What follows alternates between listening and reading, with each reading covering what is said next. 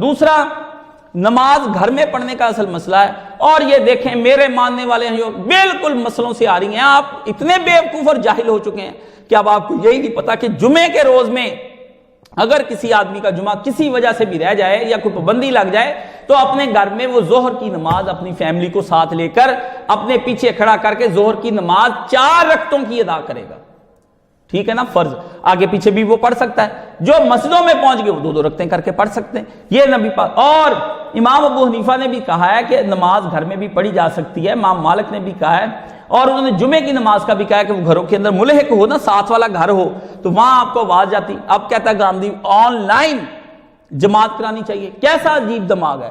وہ نبی علیہ السلام تو کچھ چاہیے تھا کہ حضور کو نہیں پتا تھا میری امت اتنی پھیل جانی ہے، تو حضور بتا کے جاتے بھی بھائی ایک وقت آیا کچھ ایجادات ایسی ہو جائیں تو آن لائن نماز پڑھ لیے کرو۔ اس کو کیا پتا امام کیا ہوتا ہے، صفیں کیا ہوتی ہیں، ترتیب کیا ہوتی ہے، اسلام کیا چاہتا ہے لوگوں سے۔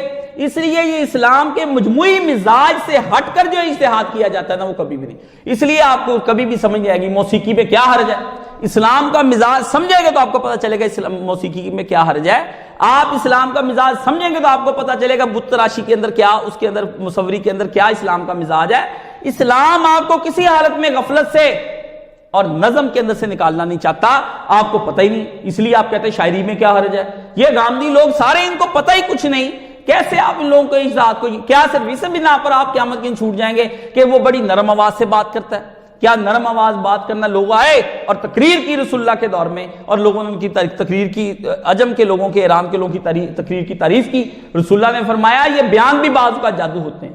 کتنے بیان جادو والے تھے کہ جو ابو لہب کو، ابو جہل کو، عتبہ اور شیبہ کو، وہ ان کو ساری کو گمراہ کر گئے۔ اور اللہ نے بتایا کہ فرعون نے اتنی زبردست تقریر کی کہ اس نے اپنی پوری قوم کو بیوقوف بنا لیا۔ کتنے جنرل کرنل اس کے اندر تھے، اس نے قوم پوری کو بیوقوف بنا لیا۔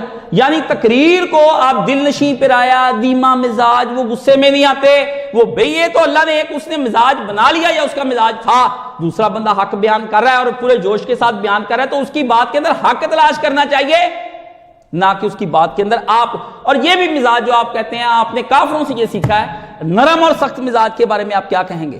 بتائیں نا، وہ نرم اور سخت کی کون تعریف کرے گا کہ یہ نرم ہے اور یہ سخت مزاج ہے؟ یہ بتائیں، یہ کوئی نہیں بتا سکتا۔ اس لیے نہیں جی وہ کہتا ہے آن لائن ہوتا ہے، بکواس، اس سے بڑی بکواس کوئی نہیں دنیا کے اندر۔ یہ اس کو قیاس کا بھی نہیں پتا، قیاس کس کو کہتے ہیں۔ قیاس کرنا کوئی کتاب لکھ دینے کا نام قیاس ہے، یا مولویوں کے پاس جا کر فقہ پڑھ لے تو پھر آپ کو قیاس آ جائے گا؟ بتائیں جا کر مدرسوں کے اندر کتنے سو طالب علم ہوتا ہے، استاد جی جب ان کو فقہ کی کتابیں بتا دیں، حکم شرعی اور دیگر احکامات کے بارے میں جب پڑھاتے ہیں، توضیح و تلویح وغیرہ جتنی کتابیں ہیں وہ ان کو سمجھ آ جاتی، تھوڑے سے بچوں کو سمجھ آتی جو مجتہد بنتے ہیں۔ تو یہ بات اس کے اندر بھی میں نے آپ کو لکھ کے بتا دی کہ یہ بھی جتنے بھی یہاں پر مسائل ہیں یہ میں نے آپ کو سمجھا دیے ہیں۔